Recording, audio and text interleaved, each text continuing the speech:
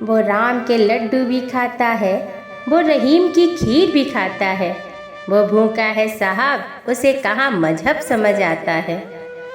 जहाँ एक तरफ धर्म के नाम पर कुछ लोग एक दूसरे से लड़ रहे होते हैं, वहीं दूसरी तरफ भूखे लोगों के दिल से यही बात निकल रही होती है कि भूख से बड़ा धर्म और रोटी से बड़ा ईश्वर कोई हो तो बता दो मुझे भी धर्म बदलना है।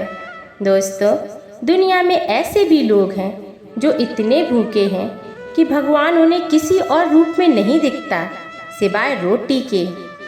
एक गरीब परिवार था जिसमें पति पत्नी और 2 बच्चे थे। जैसे तैसे उनके दिन गुजर रहे थे। आदमी एक फैक्ट्री में मजदूरी करता था। अचानक वो बीमार पड़ गया। जितनी थोड़ी बहुत जमा पूंजी थी वो डॉक्टरों की फीस और दवाइयों में लग गई और एक दिन इसी हालत में वो अपने बच्चों को अनाथ करके इस दुनिया से चल बसा। रिवाज के अनुसार 3 दिन तक आसपास के लोगों के यहाँ से खाना आया। चौथा दिन भी आया और घर में खाने को कुछ भी नहीं था, पर पेट तो खाना मांगेगा ही। बच्चे पड़ोसियों के चूल्हे जलते देखते तो आस में रहते कि शायद कोई उनके लिए खाना लेकर आए। माँ ने अब दुख से उभर कर काम करने का फैसला किया, पर अभी 2-4 ही दिन हुए थे कि मुन्ना उनका बेटा बीमार पड़ गया। लग रहा था कि सारी मुसीबतों के लिए ईश्वर ने उन्हीं का घर ही ढूंढा हो। ना ही घर में खाने को कुछ था और ना ही दवाई के लिए पैसे।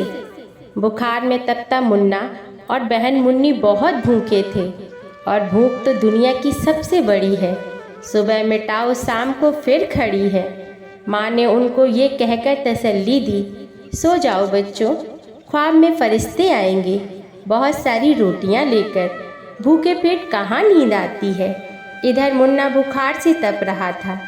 माँ उसे गोद में लेकर बैठी थी, आंखों में बेबसी के आंसू लिए। तभी मुन्नी ने माँ के पास आकर धीरे से कहा, माँ, भाई कब मरेगा। माँ को लगा किसी ने गरम तेल उसके कानों में डाल दिया हो।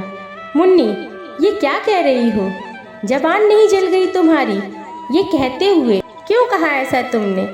मुन्नी ने इस मासूमियत से डरते हुए कहा, माँ, भाई मरेगा तभी तो पड़ोसी कुछ दिन हमारे घर खाना लेकर आएंगे।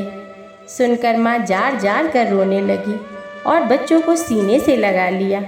दोस्तों, दुनिया में बहुत से ऐसे लोग हैं जो ऐसी परिस्थितियों में हैं, जो चाहकर भी कुछ नहीं कर पाते। उन्हें किसी की मदद का हाथ चाहिए होता है और क्या पता हमारी थोड़ी सी मदद उनका घर संसार बसा दे। मंदिरों और मस्जिदों के दान पात्र में पैसा डालने से बेहतर है कि किसी असहाय की मदद की जाए, किसी भूखे को खाना खिलाया जाए। मन को जितना संतोष मिलेगा उतना कहीं नहीं मिलेगा।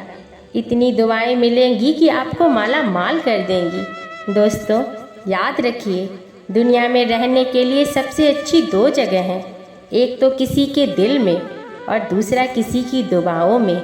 ज़रूरी नहीं कि हर वक्त लबों पे खुदा का नाम आए, वो लम्हा भी इबादत से कम नहीं जब इंसान इंसान के काम आए। फिर मिलेंगे दोस्तों अगली वीडियो के साथ। तब तक अपना ख्याल रखना और अपनों का भी ख्याल रखना। हमेशा मुस्कुराते रहना।